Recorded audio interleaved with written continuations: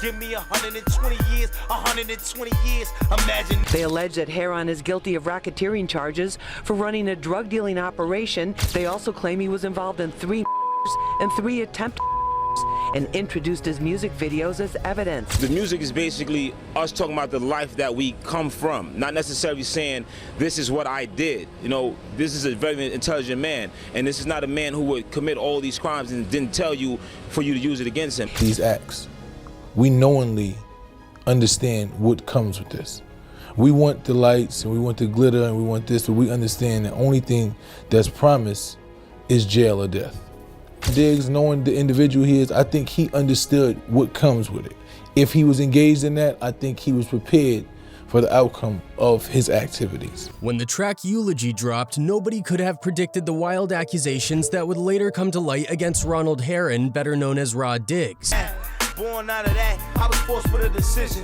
Either I'm gonna starve or risk going to... The story behind this guy is straight out of a crime thriller. Picture this. Rod Diggs allegedly had one of his associates go undercover in the most extreme way. Wig, lipstick, makeup, the whole 9 yards, just to get close to a target he wanted.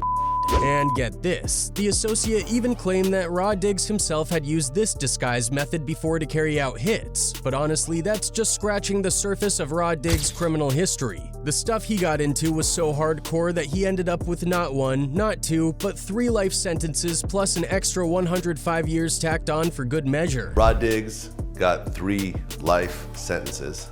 You heard about this? I actually seen it on, I think it was on your website yesterday, and I was like, and I feel bad. And where is he serving this mind-boggling sentence? In none other than the infamous ADX Florence, the Supermax prison often dubbed the Alcatraz of the Rockies. Now, if you're not familiar, this place is notorious for housing the worst of the worst. Terrorists, cartel leaders, gang bosses, and all sorts of high-profile criminals. It's a place where even hardened criminals have a tough time. A facility where they say death might be easier than living out your days there. In an exclusive interview, a former warden and a former inmate tell us death is easier than life at the federal Supermax.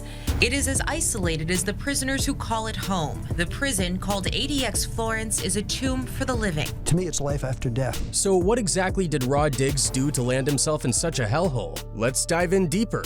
I think Rod Diggs, knowing the individual he is, I think he understood what comes with it.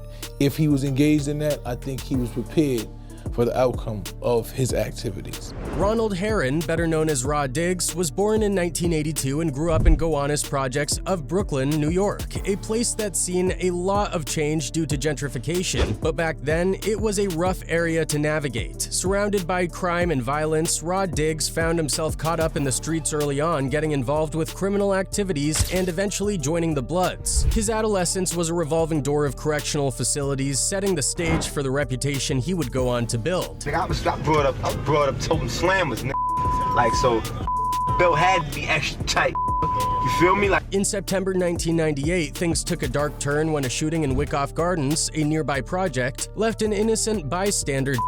Just 2 years later, on October 7, 2000, Rod Diggs himself was shot in the leg during a dispute over a drug debt. But Rod Diggs wasn't the type to let something like that slide. While recovering at Kings County Hospital, he orchestrated a retaliation hit on his shooter, carried out by his cousins. This act only cemented his reputation for violence. He even bragged about it in a song with Uncle Murda on the GZ beat for Slow Down, spitting lines like, "I don't respect the shooter cause he shot me in the legs, and 2 days later the little homie was dead. See, if he was smart, he would have shot me in the head, cause I could get you shot from a hospital bed." see if he was smart, he would have shot me in the head, cause I could get you shot from a hospital bed. But that was just the beginning. In 2001, Rod Diggs found himself facing a charge for of Frederick Brooks, an alleged rival dealer.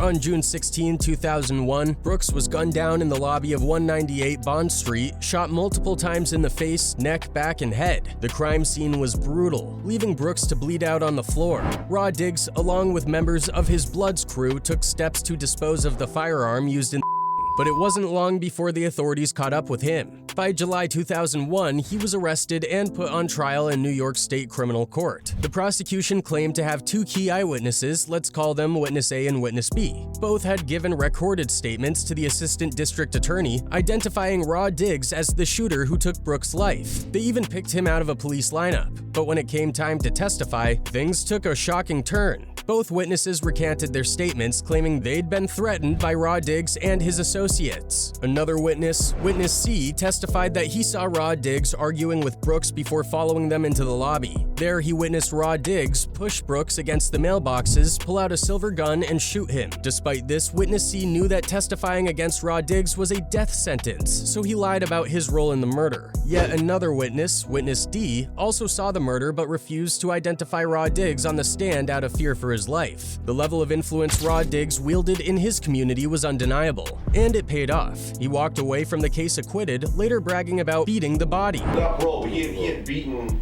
He had beaten a murder case. Yeah, he had beaten a murder case. He had beaten a case and he was out. But this wasn't the end of his run-ins with the law. Throughout the early 2000s, Rod Diggs continued to build up his blood set known as the Murderous Mad Dogs, using 423 Baltic Street in Brooklyn as his base of operations. His crew was involved in everything from drug dealing to extortion, robbery, and even murder. Rod Diggs was briefly locked up for drug but managed to maintain control of his enterprise from behind bars. When he was released in July of 2007, he didn't slow down. In fact, he had a new vision for expanding his empire. However, the streets don't stay quiet for long. In 2007, a local drug dealer, referred to in court documents as John Doe, was selling crack in the same projects where Rod Diggs operated. Not one to tolerate competition, Rod Diggs ordered 2 of his men to rob John Doe. They caught him in a building lobby, and despite an attempt by a friend of John Doe to intervene, one of Rod Diggs' guys pulled a pistol while the other emptied John Doe's pockets, taking between $600 to $700 in cash. After the robbery, Rod Diggs confronted John Doe on the 12th floor, warning him to stop selling drugs in his territory.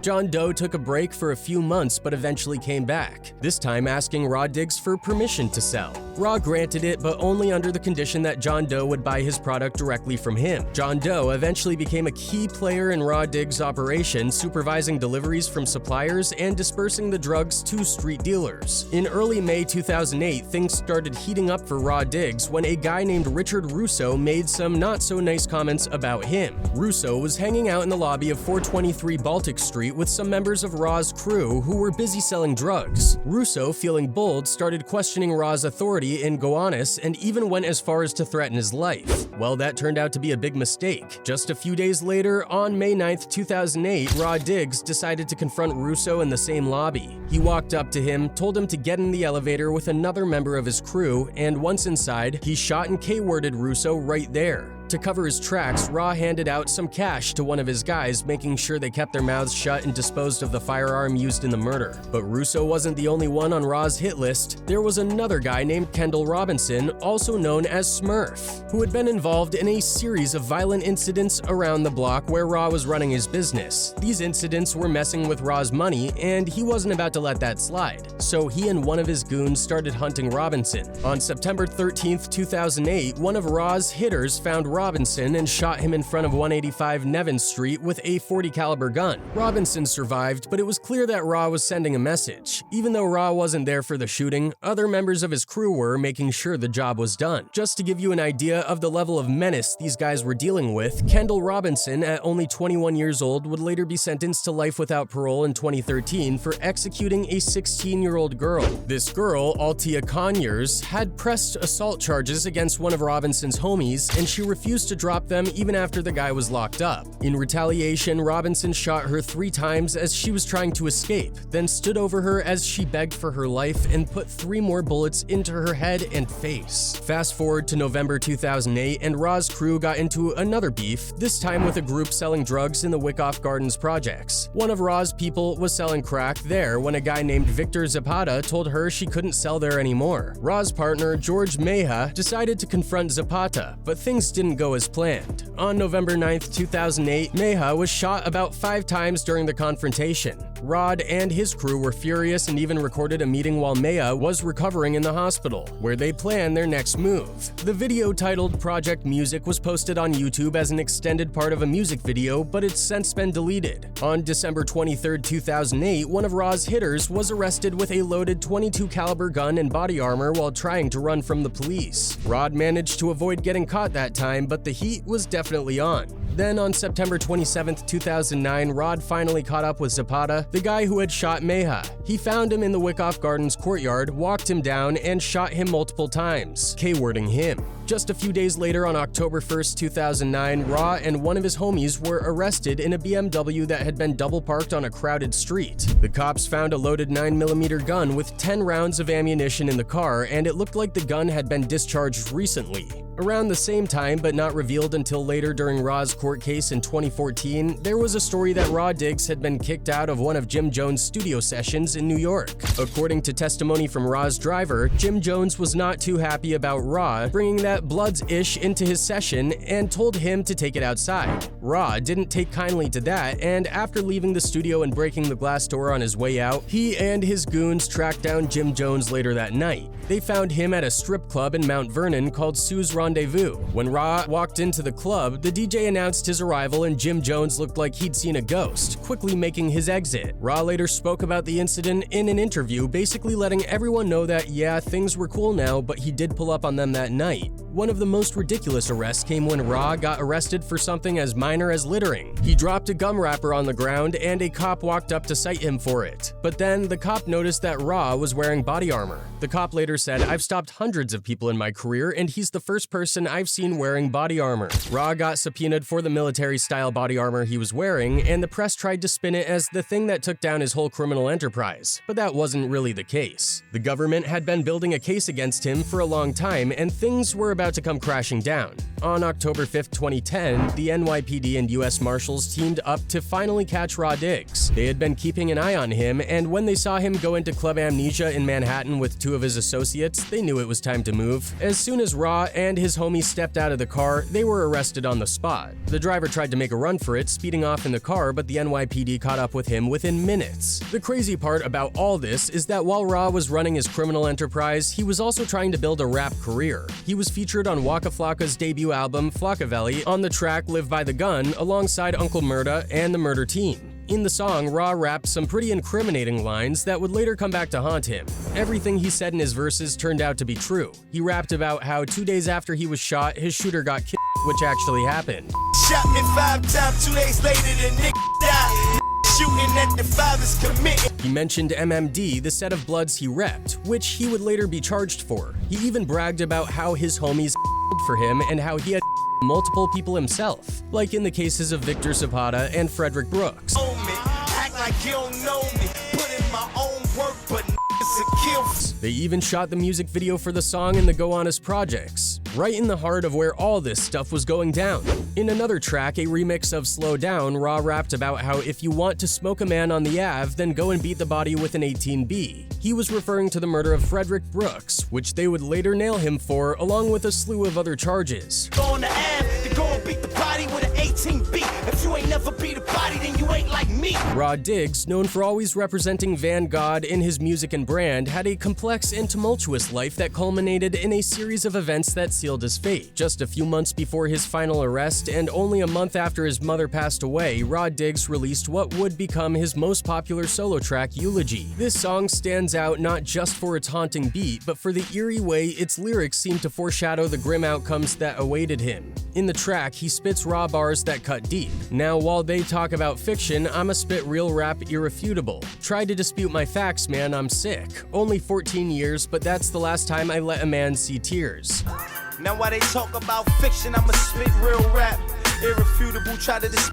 I'm sick, only 14 years, but that's the last time I let see tears. These lines reference a tragic incident from 1994 that left a lasting impact on Diggs. Back then, he was just a kid playing a game of cops and robbers with his friends, split into two teams armed with fake guns. But what started as innocent fun ended in a nightmare when Nicholas Hayward, a 13-year-old friend of Ra Diggs, was shot and K-worded by a police officer who mistook the toy gun for a real 9mm. The story was even covered by the New York Times, a stark reminder of how quickly things can turn deadly. Fast forward to February 13, 2012, when Ra Diggs' life took another drastic turn. He was officially indicted, slapped with 23 counts that included racketeering, 3 murders, murder conspiracy, attempted murder, robbery, illegal possession and use of firearms, and narcotics. With the weight of these charges, he was staring down the possibility of the death penalty. They allege that Heron is guilty of racketeering charges for running a drug-dealing operation in the Gowanus housing development where he grew up. They also claim he was involved in 3 murders and 3 attempted murders. And to make matters worse, just a month later, while awaiting trial in March 2012, Diggs was caught with a cell phone in his solitary confinement cell, only adding to his growing list of troubles. This wasn't the first time Diggs had been in hot water. If you remember from earlier, he had managed to beat a murder charge in the early 2000s thanks to witness intimidation. The same people who had initially pointed the finger at him decided to stay silent and refused to testify in the Frederick Brooks case, which he was charged for again later on. At this point, the media was focusing heavily on his lyrics, trying to paint a picture of a rapper whose art was fueling his criminal activities. The music is basically us talking about the life that we come from, not necessarily saying this is what I did. You know, this is a very intelligent man, and this is not a man who would commit all these crimes and didn't tell you for you to use it against him. But while the lyrics were damning, they were just the tip of the iceberg. What really did him in was the sheer number of people who turned against him, people who were once close to him but ended up testifying in court, spilling all the details. In Eulogy, Diggs also rapped, "I'm a wave the heat, I solemnly swear before I let them give me 120 years, 120 years, imagine that there." Swear before I let them give me 120 years, 120 years, imagine that. The irony of those words would hit hard later on. On June 26, 2014, after being convicted of racketeering and 3 murders, Diggs avoided the death penalty, which had been taken off the table earlier. However, he wasn't spared from a life behind bars. Instead, he was handed 3 life sentences plus an additional 105 years. His response to the judge was defiant. "You can sentence me to 10 life sentences, I'm only going to die one time, and God have mercy on us all." The judge, however, was not moved. Recognizing Diggs' articulate nature, he noted how even now, Diggs seemed oblivious to the misery he had caused. To drive the point home, the judge granted his wish and added 10 more life sentences, bringing Diggs' total to 12 life terms plus 105 years. Rod Diggs was sent to ADX Florence, the infamous Supermax prison in Colorado, often referred to as the Alcatraz of the Rockies. This place is reserved for the worst of the worst, housing notorious criminals like El Chapo, the Boston Marathon bomber, James Marcello of the Chicago outfit, Larry Hoover, founder of the Gangster Disciples, Mahmoud Abu Halima, one of the men behind the '93 World Trade Center bombing, and founders of the Aryan Brotherhood. ADX Florence is where mass murderers and terrorists are confined under brutal conditions designed to prevent any chance of escape or violence. Exclusive interview: a former warden and a former inmate tell us death is easier than life at the federal Supermax. It's as isolated as the prisoners who call it home. The prison, called ADX Florence, is a tomb for the living. To me, it's life after death. Life at ADX is nothing short of a nightmare. Inmates are kept in solitary confinement for 23 hours a day in small cells measuring about 7 by 12 feet. Even if the behaviors are good, though, it's pretty much a 23-hour a day in the cell, 1 hour outside. And even outside, it's not a walk in the park. It's a caged environment. The cells are stark, with only a bed, a desk, and a stool, all made of poured concrete. A tiny 4-inch wide window allows in a sliver of light, but no view of the outside world, so prisoners have no sense of their exact location within the complex. The furniture is unmovable, and the cell includes a combination sink and toilet. There's a small time shower, and the rooms are soundproof, ensuring that inmates cannot communicate with one another. Prisoner lives in a cell the size of a bathroom. It has a shower, a toilet, a concrete slab covered with a thin mattress. In the rare time outside, prisoners are kept in cages. Movement is heavily restricted, with any activity outside the cell requiring the escort of multiple guards. Even the exercise yard, which is enclosed by high walls with only a view of the sky, is designed to prevent any glimpse of the surrounding area. Contact with the outside world is minimal, with non-contact visits conducted through thick glass partitions and very limited access to monitored phones. Despite the overwhelming evidence against him, Rod Diggs still has his supporters. Some argue that he didn't commit many of the crimes he's been accused of, although skepticism remains high. By the way, free Rod Diggs. Free Rod Diggs, man. Yeah. I feel like hopefully he gonna get around that because a lot of they trying to say he didn't do. Over the years, Diggs has attempted to appeal his sentence multiple times, claiming that his First Amendment rights were violated, but every appeal has been denied.